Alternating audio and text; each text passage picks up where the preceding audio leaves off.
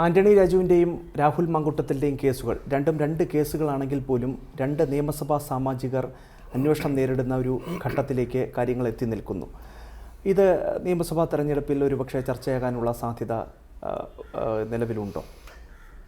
രാഹുൽ മാങ്കൂട്ടത്തിൽ വിഷയം ചർച്ച ചെയ്യാനുള്ള സാധ്യതയുണ്ട്. പക്ഷേ അത് ഒരിക്കൽ ക്യാപിറ്റലൈസ് ചെയ്ത ഒരു നിക്ഷേപം വീണ്ടും വീണ്ടും വീണ്ടും ഒരിക്കൽ പലിശ എടുത്തു കഴിഞ്ഞത് വീണ്ടും കാലാവധി എത്താതെ വീണ്ടും പലിശ വേണമെന്ന് പറയുന്നതിന് തുല്യമായിരിക്കും രാഹുൽ മാങ്കൂട്ടത്തിൽ വിഷയത്തിൽ ക്യാപിറ്റലൈസ് ചെയ്യാൻ CPM BJP നടന്ന ശ്രമം. രാഹുൽ മാങ്കൂട്ടത്തിൽ എന്നതൊരു വ്യക്തി മാത്രമാണെന്ന് കോൺഗ്രസ്സുകാരെ സംബന്ധിച്ചിടത്തോളം. മുൻ കോൺഗ്രസ്സുകാരൻ, മുൻ യൂത്ത് കോൺഗ്രസ് സംസ്ഥാന പ്രസിഡന്റ്, MLA, കോൺഗ്രസിൻ്റെ മുൻ MLA, കോൺഗ്രസ് പാർട്ടിയുടെ എല്ലാ ചുമതലകളിൽ നിന്നും മാറ്റി, ലെജിസ്ലേറ്റീവ് പാർട്ടിയിൽ നിന്ന് മാറ്റി. അപ്പോൾ എന്തിന് കോൺഗ്രസ് പാർട്ടി ഉത്തരം പറയണം എന്നാണ് സ്വാഭാവികമായി. അതുകൊണ്ട് രാഹുൽ മാങ്കൂട്ടത്തിൻ്റെ മുൻ കോൺഗ്രസ് ബന്ധം ആരോപിച്ചുകൊണ്ട് ഇനി എത്രത്തോളം LDF മുന്നോട്ട് പോകാനാവും എന്ന ചോദ്യം സ്വാഭാവികമാണ്.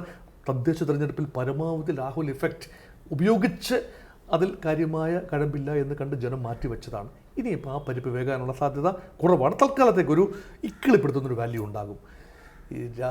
തിരുവനന്തപുരം മണ്ഡലത്തിലെ MLAയും മുൻ മന്ത്രിയുമൊക്കെയായ ആന്റണി രാജുവിൻ്റെ അടിവസ്ത്ര കേസ്, ഈ വസ്ത്രത്തിൻ്റെ അളവുകൾ വെട്ടിച്ചുരുക്കുന്ന മാന്ത്രിക വിദ്യ അദ്ദേഹത്തിന് വശമുണ്ട്. അപ്പോൾ രാഷ്ട്രീയത്തിലും ഒരുപാട് വെട്ടിച്ചുരുക്കലുകളും ഒക്കെ വേണ്ടി വരും. അദ്ദേഹത്തിന് കേരള കോൺഗ്രസിൻ്റെ തന്നെ അസ്തിത്വം വെട്ടിച്ചുരുക്കപ്പെടുന്നൊരു പക്ഷേ ഇപ്പോൾ MLA ആയതുകൊണ്ട് കുഴപ്പമില്ല. നേരത്തെ മന്ത്രിയായിരുന്ന സമയത്ത് ഈ കേസ് പരിഗണിച്ച് അദ്ദേഹം പുറത്തായിരുന്നെങ്കിൽ അത് വലിയ വാർത്തയൊക്കെ ആകുമായിരുന്നു. ഇരട്ട നീതി എന്നാണല്ലോ ജനം പറയുന്ന ഒരു കാര്യമുണ്ട്.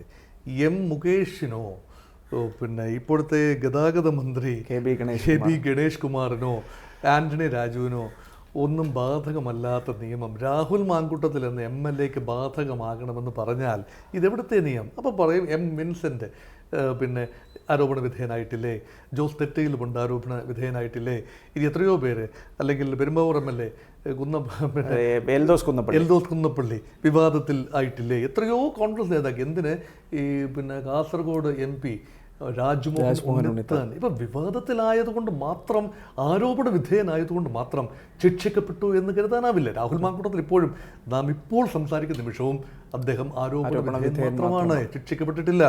അതുകൊണ്ട് അങ്ങനെയുള്ള കാര്യങ്ങൾ ഇപ്പം അമ്പേൽക്കാത്തവരില്ല കുരുക്കളിൽ എന്ന് പറയുന്നതുകൊണ്ടാണ്. ഇപ്പോൾ ഭാഗ്യത്തിന് ചില കുരുക്കളിൽ അമ്പേറ്റിട്ടില്ല എന്ന് മാത്രമേ ഉള്ളൂ. അനേകർ ഈ വഴിയിൽ അനേകരുണ്ട്, ക്യൂവിലാണ് പലരും.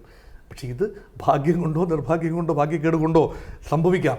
അതൊക്കെ കേരള ജനത ഒരു ചെവി കൊണ്ട് കേൾക്കും, മറ്റേ ചെവിയിലൂടെ അത് കളയും. ആ കൗതുക വാല്യൂവിന് ഉപരിയായ, മാധ്യമങ്ങൾക്ക് റീച്ച് കൂട്ടാനുള്ള കൗതുക വാല്യൂ എന്നതിന് ഉപരിയായ കേരള സംസ്ഥാനത്തിൻ്റെ ഖജനാവിൽ നിന്ന് ഒരു പൈസ ഈ വിഷയത്തിൽ ഒന്നും തന്നെ നഷ്ടപ്പെട്ടിട്ടില്ല. മുകേഷ് കാരണമോ രാഹുൽ മാങ്കൂട്ടത്തിൽ കാരണമോ ഗണേഷ് കുമാർ കാരണമോ ഒരു പൈസ നഷ്ടപ്പെട്ടില്ല. പക്ഷേ ശബരിമല കൊള്ള അങ്ങനെയല്ല. അപ്പോൾ ഇത് ഗുണപരമായി, എന്നാൽ നിയമവ്യവസ്ഥയെ അട്ടിമറിക്കാനുള്ള ശ്രമം ബോധപൂർവമായി ആന്റണി രാജു നടത്തിയിട്ടുണ്ട് എങ്കിൽ അത് വക്കീൽ കൂടിയാണ്. അപ്പോൾ അത് കുറച്ചുകൂടി ഒരു ധാർമ്മികമായ വിഷയം, നിയമപരമായ ക്രൈം മാത്രമല്ല ധാർമ്മികതയ്ക്ക് നിരക്കാത്തൊരു വിഷയം കൂടിയുണ്ട്. അപ്പോൾ ഇതിനെയൊക്കെ ഈ പിന്നെ കമ്പാർട്ട്മെൻ്റലൈസ് ചെയ്ത് കാണുന്നത് ബുദ്ധിമുട്ടാണെങ്കിൽ പോലും ഇതൊക്കെ വിവേചനപരമായി കാണാൻ, യുക്തിസഹമായി കാണാൻ കേരള ജനതയ്ക്ക് അറിയാമെന്ന് തന്നെയാണ് എൻ്റെ പ്രതീക്ഷ. പുനർജനി കേസിൽ വിജിലൻസ് അന്വേഷണം നടത്തി, വിജിലൻസ് തന്നെ കഴമ്പില്ല എന്നുള്ള കാര്യം വ്യക്തമായി തന്നെ കണ്ടെത്തുകയും ചെയ്തിട്ടുണ്ട്.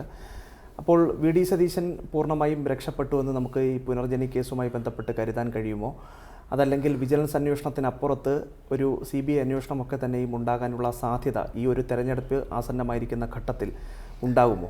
ഇതൊരു ആകാംക്ഷയുടെ മുൾമുനയിൽ കുറച്ച് കാലത്തേക്കെങ്കിലും VD സതീശനെയും UDF നിർത്താം എന്ന ഒരു പ്രതീക്ഷയാണ് LDF ഉണ്ടായിരുന്നത്.